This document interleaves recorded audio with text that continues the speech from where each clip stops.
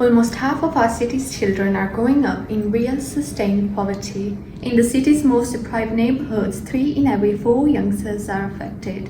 While other places seem to be protecting their children from the worst impact, here in Birmingham, the data shows we are not. Children are dying or condemned to a shorter life than they ought because of poverty. We hear of pupils as young as 10 running drugs in a desperate bid to make money for their families. We've also found that child poverty is a race issue too. On top of this, the desperate financial situation facing Birmingham City Council, which declared bankruptcy last year, is also having an impact on this. But it is not all hopeless. Across our brilliant city, we have found people, organizations, communities, schools and charities working to keep our children out of crisis.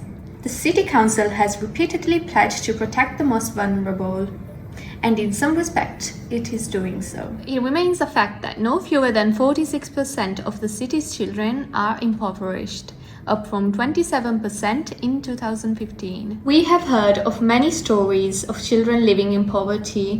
One example is in Aston. Kirill and his mum Sarah share a bunk bed in a tiny bedroom in Barry Jackson Tower. It's a tower block given over entirely to housing families, a project run by the council. Once families were allocated a flat each, as demand has soared, the 3-bed flats have become pods, holding up to 3 families in each. There is Isaac's story too, who was aged 10 and settled into his Birmingham primary school when he was sent with his family to live in a travel lodge on the outskirts of Manchester because the city council had no closer alternatives. There are steps that can be taken to make things better. Pause the video here to see some examples. We hope that this has shown you how important it is to act and act fast now, because our children can't afford any more delay. And to get a better insight into child poverty in Birmingham, click on the link in our comments below.